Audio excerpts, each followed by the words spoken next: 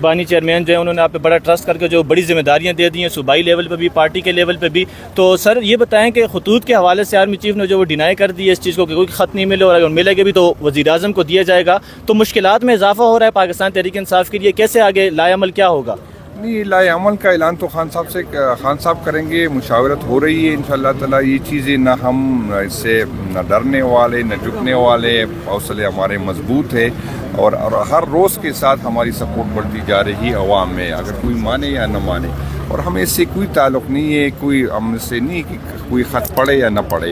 ہماری جو ذمہ داری ہے وہ ہم ادا کرنے کی کوشش کر رہے ہیں, چاہے خطوں کی شکل میں ہوں, چاہے پریس کانفرنس کی میں ہوں, چاہے اس کی ٹاک شو میں ہو, جلسوں میں ہو, جلوسوں میں ہو, احتجاج میں ہو, ہم اپنا فرض ادا کر رہے ہیں. اور تاریخ لکھی جا رہی ہے کہ کس نے کیا کیا ہے, تو ہمارے اس سے کوئی تعلق نہیں ہے کہ کوئی ہمیں کوئی فرق نہیں پڑتا, کوئی پڑھے یا نہ پڑھے.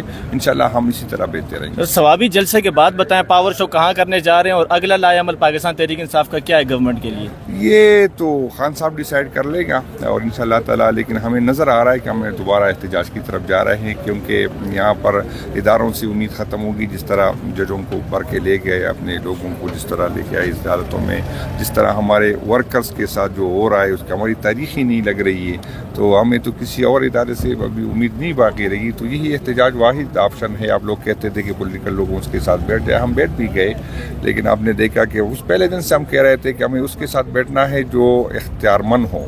اس میں ایک بے اختیار لوگوں کے ساتھ ہم بیٹھ بھی گئے, لیکن آپ نے دیکھا کہ اس میں کوئی مذاکرات آگے نہیں بڑھے. جو سب سے بڑی ہماری تھی کہ 8 فروری کو دان لی ہوئی ہے, تو لوگ ہماری یہ بات کرتے تھے کہ حکومت پھر نہیں بیٹھے گی آپ کے ساتھ اگر آپ یہ بات کریں گے, کہ کیونکہ حکومت کو پتہ ہے کہ یہ بات ہوگی تو حکومت ختم ہو جائے گی. پھر ہم اس سے بھی کہا کہ مذاکرات کو آگے بڑھانے کے لیے سے دستبردار ہو گئے. 2 پوائنٹ جو تھے, جو 9 مئی کا الزام ہم پہ ہے کہ ہم نے کیا ہم کہتے ہیں اس کی جوڈیشل انکوائری کرو. جو یہاں پر ریاستی دہشت گردی جو ہوئی ہے ڈی چوک میں پرامن ورکرز پہ, ہم نے کہا اس کی کرے, اور حکومت مان بھی گئی. اس کے باوجود آپ نے دیکھا کہ اسی دوران بھی ہمارے جو ممبران تھے اس کے گھروں پہ چھاپے پڑے, ہم اس کی شہادت دیواری کی تقدس پامال ہو گیا.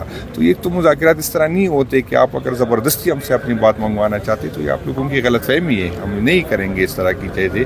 تو پہلے بھی ہم نے یہ برداشت کیا, اتنا بھی برداشت کرنے کو تیار ہے. ہمارے کوئی مسئلہ نہیں, نہ ہم مایوس ہے نہ ہم ڈرے ہیں. انشاءاللہ تعالیٰ ہم خان صاحب کے ساتھ ڈٹے رہیں گے.